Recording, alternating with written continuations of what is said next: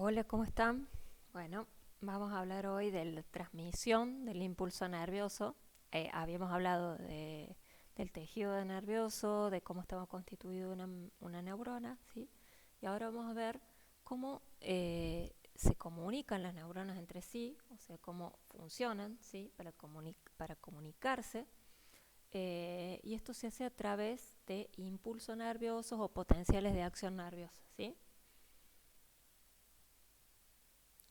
Bueno, lo primero que tenemos que destacar es que esta señal, que va a ser eléctrica, ¿sí? que es un impulso nervioso, se conduce en un solo sentido, que es dendrita, que eran los receptores de la neurona, hacia el axón, que era la parte terminal de la neurona, y va siempre en ese sentido, ¿sí? Acá en el gráfico tenemos representado un arco reflejo, que es como todo el estímulo, o sea, tenemos un camino aferente, eh, lo que pasa en el centro de control y la respuesta eferente, por ejemplo. Se queman un dedo, ¿sí? Entonces esta sensación dolorosa va a ser captada por los receptores de la piel, que va a producir un impulso nervioso, que es este estímulo eléctrico, digamos, que va a recorrer las dendritas y después todo el axón de la neurona.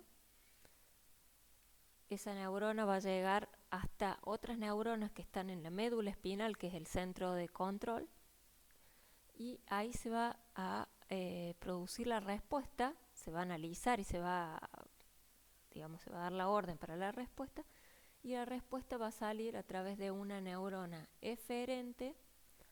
Entonces ese impulso nervioso va a seguir corriendo entre estas interneuronas a la neurona eferente y va a desencadenar al final del axón de esa neurona que, por ejemplo, se produzca la contracción muscular para que uno retire la mano de ese estímulo doloroso, ¿sí? O sea que siempre va en un solo sentido.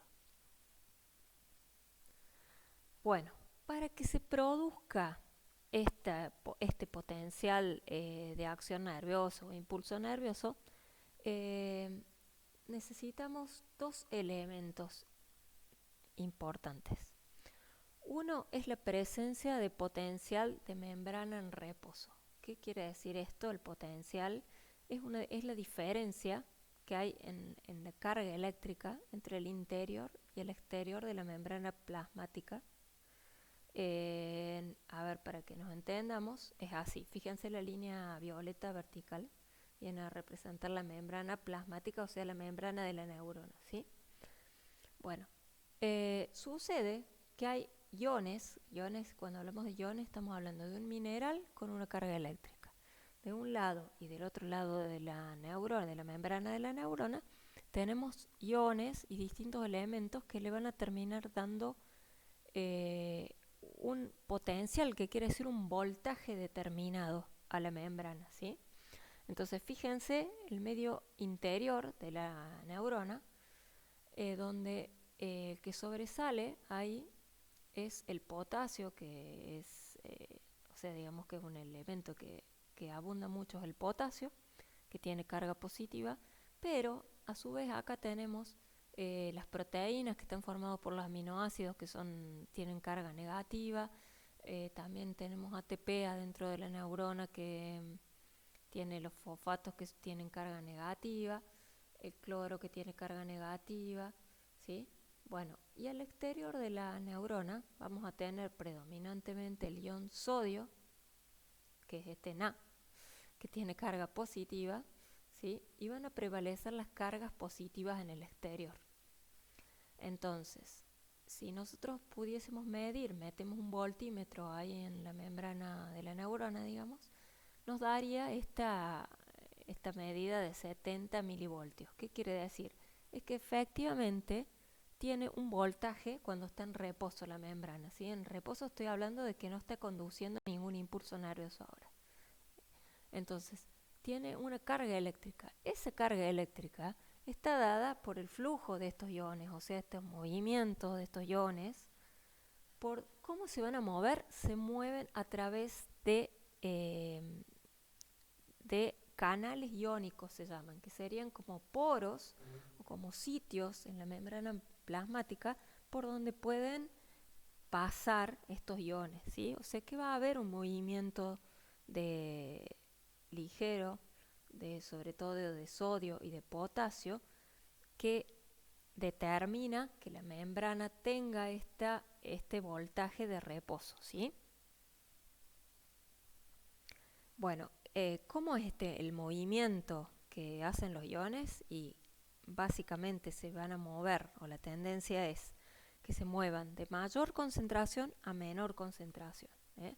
Entonces fíjense, ahí donde dice medio interior, que sería el interior de la membrana, el interior de la neurona, ¿sí? Tenemos mucho potasio, por eso la K está oscura y grande, ¿sí? Y del otro lado tenemos poco potasio. Entonces la tendencia va a ser que el potasio se escape por unos canales que tenemos ahí que se llaman justamente canales de escape para el potasio, ¿eh? Va a tender a escaparse, ¿sí? Otra característica de movimiento de los iones es que se mueven de los lugares con carga positiva hacia donde el sitio es negativo o al revés, o sea que van en contra de la carga, digamos, ¿sí? Bueno, o sea que básicamente los iones buscan neutralizar la diferencia de carga y la diferencia de concentración, o sea, de cantidad, ¿eh? Entonces tienden a moverse, ¿sí? Es bien dinámico. Bueno, entonces, este movimiento de iones primero va a determinar un voltaje de la membrana cuando está quieta, que es de menos 70 milivoltios, ¿sí? Vamos, recuerden ese número por ahora porque varias veces nos vamos a referir a eso.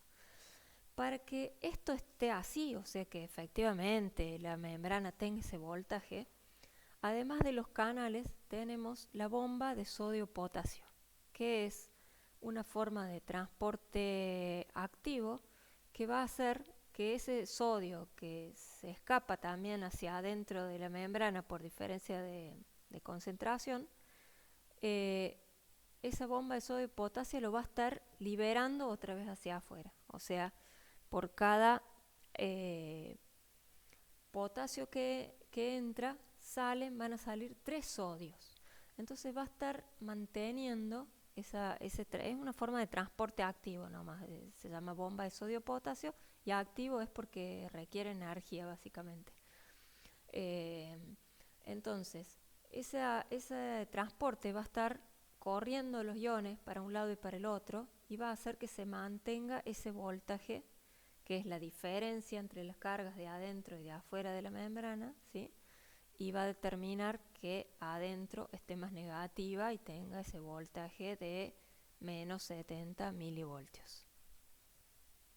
Bueno, en esta figura pueden ver la membrana plasmática y los distintos canales iónicos que están ahí en la membrana plasmática. Entonces fíjense que tienen un canal de escape de sodio, un canal de escape de potasio, un canal de sodio y un canal de potasio que están regulados por el voltaje, o sea que ya vamos a ver en qué momento se abren y se cierran, ¿sí? Y la bomba de sodio y potasio que va a estar distribuyendo los iones de tal manera entonces que se mantenga esa polarización y la membrana de la neurona tenga esos menos 70 milivoltios en reposo. Bueno, cualquier estímulo que se produzca en el ambiente, en el medio ambiente de la neurona, va a provocar un cambio en el voltaje, ¿sí? O sea, los estímulos, acuérdense que si bien la señal, digamos, de una neurona a otra es una señal eléctrica, ¿sí? Entonces, cualquier estímulo, por menor que sea, va a provocar pequeños cambios en el voltaje de la neurona, ¿sí? O sea, va a modificar el potencial de la membrana, que vendría a ser, acuérdense, la diferencia entre las cargas de adentro de la membrana o del lado exterior de la membrana, ¿sí? O sea, va a modificar esta carga eléctrica que tiene la membrana. Bueno, entonces veamos primero los potenciales graduados, que es cuando estos cambios son localizados, digamos, en el potencial de membrana, que pueden ser tanto despolarizaciones como hiperpolarizaciones.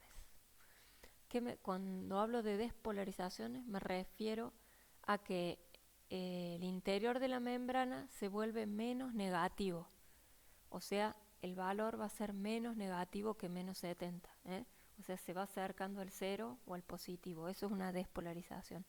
Y una hiperpolarización es al revés, es cuando se acentúa más todavía la diferencia entre cargas, o sea, quiere decir que el interior de la membrana se va a volver más negativo aún, por ejemplo, menos 90, ¿sí?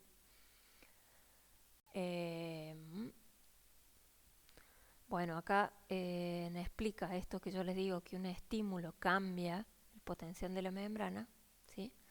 Dice, la membrana posee canales iónicos, que eran estos canales del Zoper, sodio y potasio, con puertas que funcionan como sitio de entrada o salida de iones, ¿sí? Estas puertas suelen estar cerradas, pero al ser estimuladas se abren y permiten el movimiento de iones desde el exterior al interior de la célula o viceversa. El flujo de iones altera la separación de las cargas y modifica la polarización de la membrana, o sea que va a cambiar el voltaje de la membrana. Y el cambio va a poder ser hacia más positivo, que sería una despolarización, o hacia más negativo, que sería una hiperpolarización. Bueno, ¿qué es el potencial de acción o el impulso nervioso? ¿Sí? Es una secuencia rápida de sucesos que reduce e invierte el potencial de la membrana, o sea que lo vuelve positivo, y después lo vuelve a modificar para recuperar el estado de reposo, o sea negativo, ¿sí? O sea, esto se da rapidísimo. A ver acá, es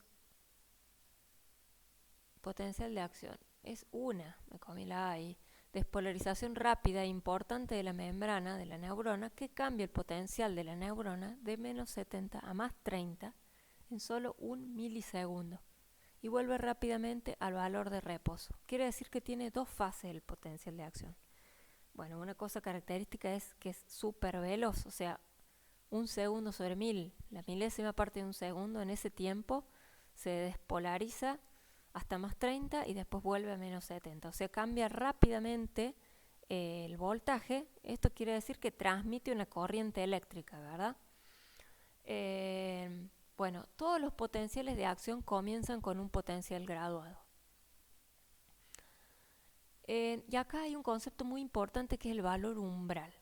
Esto es así. Los potenciales dijimos que eran pequeños cambios, o sea que cualquier estímulo podía provocar cambios en este voltaje. Bueno, ahora bien, hay un valor ahí que es el umbral, que es el de menos 50 milivoltios. Cuando esa despolarización llega a este valor de menos 50, se produce el potencial de acción, o sea que se transmite esa señal eléctrica, ¿sí? Pero si el valor no llega al valor umbral, o sea que es un pequeño cambio del voltaje, pero se vuelve a acomodar en su valor de reposo, no se produce ningún potencial de acción, ¿sí? Es por eso que tanto entre las neuronas, o sea, el potencial de acción como la señal para la contracción muscular, también sigan esta ley que se llama del todo o nada, que quiere decir que tenemos un valor umbral, y si el estímulo sobrepasa el umbral, se produce el impulso nervioso o la contracción muscular en este caso. Y si el estímulo no pasa el umbral, o sea que es un estímulo pequeño, no se produce ni el impulso nervioso ni la contracción muscular. O sea, es todo o nada. Ni existe tampoco un impulso superpotente y menos potente. O sea, es o todo o nada. Se produce el impulso tal como es, o la contracción muscular tal como es, o no se produce, ¿sí? Bueno, acá en este gráfico vemos esto de la sumación de los potenciales graduados para que se dé ese potencial de acción. Esto que yo les digo, estos estímulos que provocan cambios en el potencial, se suman en lo que se llama en la neurona el cono axónico. Fíjense el dibujito de la neurona, que tiene un cuadradito marcado ahí donde termina el soma o cuerpo de la neurona y empieza el axón, ¿sí? Esa parte es el cono axónico. Y ahí sería el lugar donde se van sumando todos estos potenciales. Fíjense, esta neurona recibió distintos estímulos, unos que son despolarizantes y otros hiperpolarizantes, ¿sí?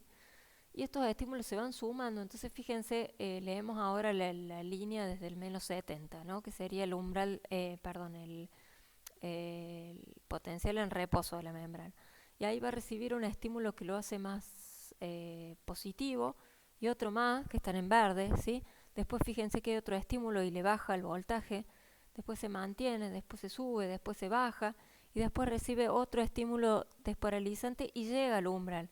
Cuando llega al umbral sucede esto que está marcado en línea amarilla, que sube hasta más 30, baja incluso hasta más negativo que menos 70 y después se vuelve a acomodar en el nivel del umbral, del potencial de reposo, ¿sí?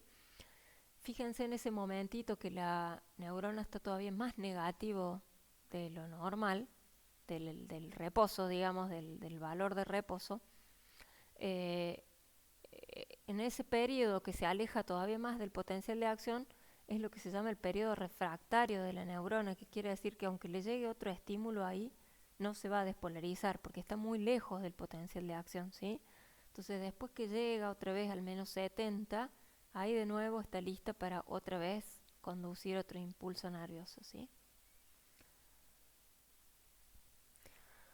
Bueno, estos son los eventos para que se produzca este potencial de acción, pero básicamente se lo voy a reducir un poco más, que es así, miren, al llegar el valor umbral, o sea, estos potenciales, cuando llegan al valor umbral, suceden básicamente dos cosas. Va a haber una fase despolarizante, o sea que va a cambiar rápidamente el voltaje de la membrana hasta más 30, y después va a haber otra fase que es repolarizante, que es cuando vuelve la membrana al menos 70. Entonces, para que esto suceda, pasa lo siguiente. Se van a abrir unos canales de sodio y el sodio va a inundar la neurona, el interior de la neurona, entonces va a ir subiéndole el voltaje a positivo, porque el sodio era positivo, se llena de sodio y llega hasta el más 30 y ahí se cierran los canales de sodio. Y se van a abrir entonces los canales de potasio y se va a empezar a escapar el potasio, se va a escapar y ahí esa va a ser la fase de repolarización, o sea, de volverla a su estado de reposo en menos 70, ¿sí? Se empieza a escapar el potasio y hasta que se cierran los canales de potasio cuando se logra el valor de reposo, ¿sí? Y después la bomba de sodio-potasio va a acomodar los iones cada uno de su lado, porque fíjense que yo les dije se llena de sodio la neurona, o sea que el sodio de afuera entró y el potasio se escapa, ¿sí? Cuando se repolariza se escapa, pero quedaron invertidos los iones, ¿sí? Entonces ahora la bomba de sodio y potasio va a volver a poner cada uno de su lado. Y vamos rápidamente con esto. Entonces, el potencial de membrana en reposo era este de menos 70, ¿sí? Llega un estímulo despolarizante en el 2. 3. La membrana se despolariza hasta el valor umbral, ¿sí? Entonces, cuando llegue ese valor umbral de menos 50, los canales sodios, estos que son dependientes de voltaje, se abren, el sodio ingresa a la célula. La entrada rápida de sodio despolariza la membrana, ese es el 4. 5. Los canales de sodio se cierran porque ya llegó ahora al más 30, ¿sí? Y se abren los canales de potasio. Entonces en el 6 el potasio ahora se empieza a ir de la célula hacia el líquido extracelular, se sale para afuera, ¿sí? Entonces permanecen abiertos y todavía se va un poco más de potasio y la célula hasta queda hiperpolarizada, o sea, todavía más negativa. Después se cierran estos canales de potasio y se acomoda en el valor de reposo, o sea, los menos 70. Y ahora la bomba de sodio-potasio restablece el equilibrio de los iones en cada lado, a cada lado de la membrana, ¿sí? Y está de nuevo el potencial de reposo de la membrana, donde prevalece el sodio afuera de la membrana y el potasio adentro. O sea, vuelve a acomodar los iones. Bueno, una vez generado el potencial de acción, ¿sí? Viaja a lo largo del axón hasta las terminaciones axónicas, ¿sí? En los axones mielinizados, que son todos los nervios del sistema nervioso periférico que inervan los músculos, son mielinizados. Quiere decir que tenían esta vaina de mielina formada por las células de Schwann y ese espacio entre célula de Schwann y célula de Schwann que son los nodos de Rambier, ¿sí? Entonces los axones mielinizados, o sea, estos que llevan el impulso para los músculos, el impulso en estos axones, el impulso nervioso salta de nodo de Rambier a nodo de Rambier, o sea, saltando por encima de las células de Schwann. Esta conducción es más rápida y se conoce como conducción saltatoria y es sumamente rápida. En los axones que no son mielinizados, por ejemplo, axones en el encéfalo, la conducción del impulso nervioso se da en cada segmento del axón, o sea, va haciendo una corriente eléctrica que en vez de ir saltando, va pasando por cada segmentito del axón y eso la hace un poco más lenta, ¿sí? La velocidad de transmisión del impulso también está determinada por el tamaño de la neurona, o sea, aquellas neuronas con un diámetro mayor conducen el impulso con mayor rapidez. También tiene que ver la temperatura, por ejemplo, una temperatura, el axón de la neurona está a mayor temperatura, se conduce también a mayor rapidez, ¿sí?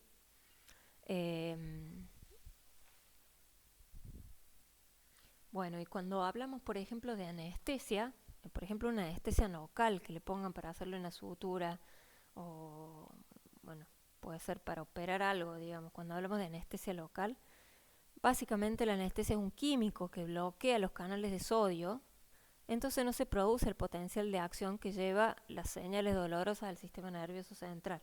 ¿Se dan cuenta? O sea que ese lugar donde se está produciendo el dolor y se coloca la anestesia, lo que pasa ahí es que no se produce el potencial de acción que va a llevar entonces la señal dolorosa o esa información sobre lo que está pasando al sistema nervioso, entonces ustedes no se van a enterar del tejido que se está rompiendo ahí, por ejemplo, y no les va a producir dolor, ¿sí? Bueno, vamos con la sinapsis. La sinapsis es tanto la comunicación entre las neuronas como el lugar donde esto se produce, ¿sí? Es el sitio donde el potencial de acción se transmite de una neurona a la otra.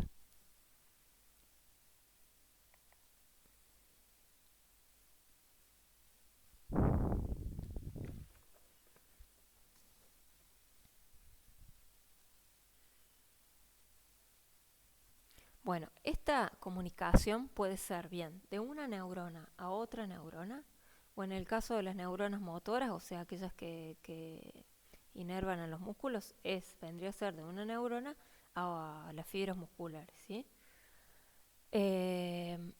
Bueno, siempre tenemos entonces una neurona presináptica y una neurona, que esa es la que envía la señal, y una neurona postsináptica o, por ejemplo, una fibra muscular sería en este caso, ¿sí? Si estamos hablando del músculo.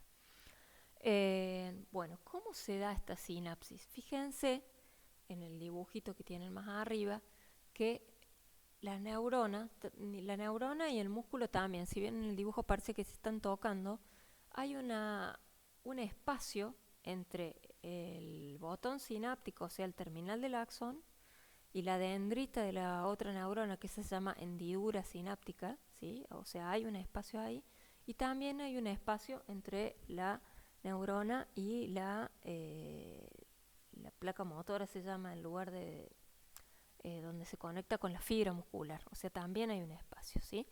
O sea que la señal va a venir eléctrica por la neurona, después va a ser química en ese espacio para llevarle una señal química que va a viajar por el espacio, y cuando llegue a la nueva neurona o al músculo, otra vez va a ser una conducción eléctrica, ¿sí?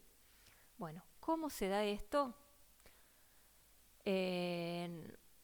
Más o menos así. Fíjense el dibujito de arriba que dice potencial de acción llegando a la terminación sináptica, que se ve como una viborita ahí marcada de color rosa, ¿sí? Bueno, Entonces va a venir esta corriente eléctrica dada por el movimiento de los iones sodio y potasio, ¿sí? Que desencadena el potencial de acción. Y cuando esa corriente llegue al botón sináptico, va a hacer que en el botón sináptico se abran unos canales para calcio.